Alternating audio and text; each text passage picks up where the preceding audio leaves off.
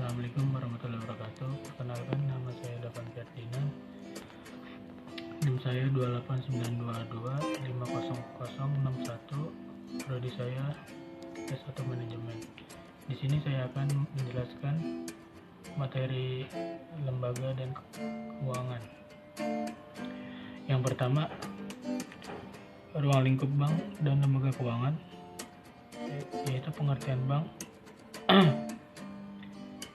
Menurut Undang-Undang Negara Republik Indonesia Nomor 10 Tahun 10 November 1998, perbankan yang dimaksud dengan bank adalah badan usaha yang menghimpun dana dari masyarakat dalam bentuk simpanan dan menyalurkannya kepada masyarakat dalam bentuk kredit dan atau bentuk lainnya dalam rangka meningkatkan tarif hidup rakyat banyak. Dari pengertian di atas dapat dijelaskan secara lebih luas lagi bahwa bank merupakan perusahaan yang bergerak dalam bidang keuangan. Artinya, aktivitas perbankan selalu berkaitan dalam bidang keuangan. Sedangkan usaha perbankan itu meliputi 3 kegiatan, yaitu menghimpun dana, menyalurkan dana, dan memberikan jasa bank lainnya. Kegiatan menghimpun dana berupa mengumpulkan dana dari masyarakat dalam bentuk simpanan, giro, tabungan, dan deposito. Biasanya sambil diberikan balas jasa yang menarik seperti hingga dan hadiah sebagai rangsangan bagi masyarakat. Untuk kegiatan menyalurkan dana berupa pemberian pinjaman kepada masyarakat, sedangkan jasa-jasa perbankan lainnya diberikan untuk mendukung kelancaran kegiatan utama tersebut. Selanjutnya, tujuan jasa perbankan itu juga jasa bank sangat penting dalam pembangunan ekonomi suatu negara. Jasa perbankan pada umumnya terbagi atas 2 tujuan. Yang pertama itu sebagai penyedia makanan dan alat pembayaran yang efisien bagi nasabah. Untuk ini, bank menyediakan uang tunai, tabungan, dan kartu kredit. Ini adalah peran bank yang sangat paling penting dalam kehidupan ekonomi. Tanpa adanya penyediaan alat pembayaran yang efisien ini, maka barang hanya dapat diperdagangkan dengan cara barter yang memakan waktu. Untuk yang kedua, dengan menerima tabungan dari nasabah dan meminjamkannya kepada pihak yang membutuhkan dana. Dalam berarti bank meningkatkan arus dana untuk investasi dan pemanfaatan yang lebih produktif. Bila peran ini berjalan dengan baik, ekonomi suatu negara akan meningkat tanpa adanya arus dana ini. Uang hanya berdiam di saku seseorang.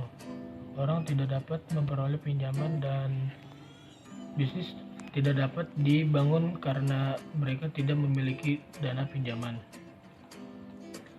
Selanjutnya, ada jenis-jenis bank. Yang pertama itu bank umum. Bank umum itu adalah bank yang melaksanakan kegiatan usaha secara konvensional dan atau berdasarkan prinsip syariah yang dalam kegiatannya. Memberikan jasa dalam lalu lintas pembayaran. Bank umum sering juga disebut bank Konvensional bank umum di Indonesia dilihat dari kepemilikannya terdiri atas yang pertama itu bank milik pemerintah seperti BRI, BNI, BTN. Yang kedua, bank pembangunan daerah bisa disebut BPD. Yang ketiga, bank swasta nasional divisi seperti BCA, NISP, Bank Danamon. Yang keempat, bank milik swasta nasional. Yang kelima, bank milik koperasi. Yang keenam, bank milik asing seperti Bank of America dan Bank of Tokyo.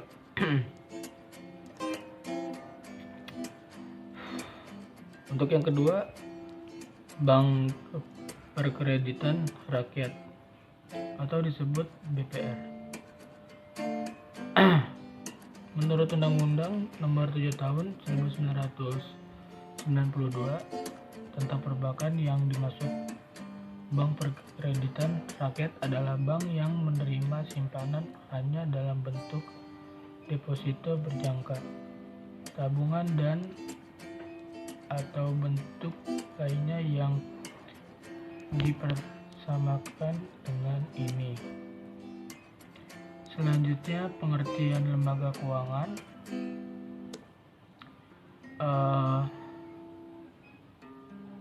Menurut Undang-Undang Nomor 14 Tahun 1967 tentang pokok-pokok perbankan, yang dimaksud lembaga keuangan adalah semua badan yang melalui kegiatan-kegiatan di bidang keuangan menarik uang dari masyarakat dan menyalurkan yang tersebut kembali ke masyarakat. Lembaga keuangan pun juga menyalurkan kredit kepada nasabah atau menginvestasikan dananya dalam surat berharga di pasar keuangan. Lembaga keuangan juga menawarkan bermacam-macam jasa keuangan, mulai dari perlindungan asuransi, menjual program pensiun, sampai dengan penyimpanan barang-barang berharga. Penyediaan suatu mekanisme untuk pembayaran dana dan transfer dana. Pengertian lembaga keuangan non-bank adalah semua badan yang melakukan kegiatan di bidang keuangan yang secara langsung atau tidak langsung menghimpun dana, terutama dengan jalan mengeluarkan kertas berharga dan menyalurkan dalam masyarakat. Terutama juga untuk membiayai investasi perusahaan. Lembaga keuangan juga berkembang sejak tahun 1972 dengan tujuan untuk mendorong perkembangan pasar modal serta membantu permodalan perusahaan ekonomi lemah. Sekian dari saya. Mohon maaf bila ada salah kata. Wabillahi taufiq wal hidayah. Wassalamualaikum warahmatullahi wabarakatuh.